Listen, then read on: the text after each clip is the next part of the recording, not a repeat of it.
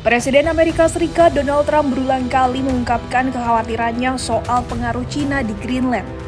Trump bahkan menuding Beijing sebagai ancaman strategis yang bisa mengambil alih pulau Arktik tersebut jika tak ada campur tangan Washington. Akan tetapi, analis menilai tuduhan Trump itu hanya omong kosong. Lantas, bagaimana analisisnya?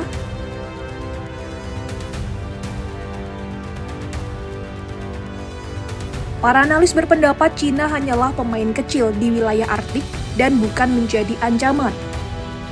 Peneliti Norwegian Institute for Defense Studies, Paul Sigurd Hilde mengatakan kehadiran militer Beijing di Arktik jauh dari apa yang diklaim oleh Trump.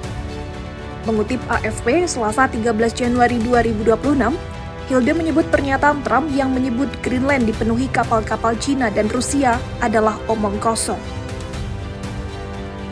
Di bagian lain Arktik, kehadiran militer China yang relatif kecil telah meningkat berkat kerjasama dengan Rusia sejak invasi Ukraina pada 2022 lalu.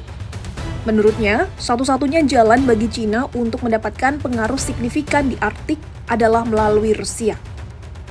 Kedua negara disebut telah meningkatkan operasi gabungan di Arktik dan operasi penjaga pantai, termasuk patroli pesawat pengebom di dekat Alaska pada 2024. China juga mengoperasikan sejumlah kapal pemecah es yang dilengkapi dengan kapal selam mini laut dalam. Kapal selam ini dapat memetakan dasar laut yang tentunya sangat berguna untuk penempatan militer dan satelit yang nantinya dapat dijadikan sebagai pengamatan Arktik.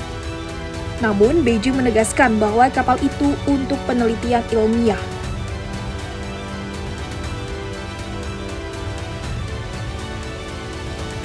Helena Lagarda dari Mercator Institute for China Studies di Berlin mengatakan, aktivitas-aktivitas tersebut baru menjadi potensi masalah keamanan jika militer China membangun kehadiran reguler di wilayah itu.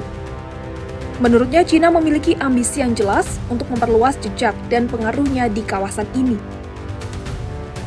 Beijing sendiri telah meluncurkan proyek Jalur Sutra Kutub pada 2018 yang menjadi bagian dari inisiatif infrastruktur sabuk dan jalan transnasionalnya.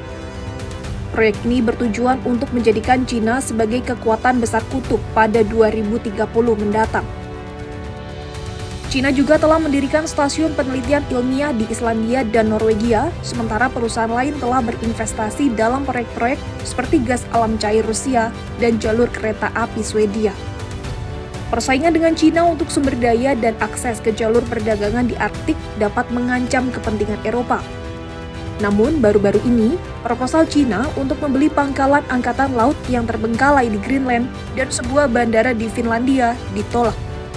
Penolakan itu dilaporkan buntut tekanan AS terhadap berbagai negara.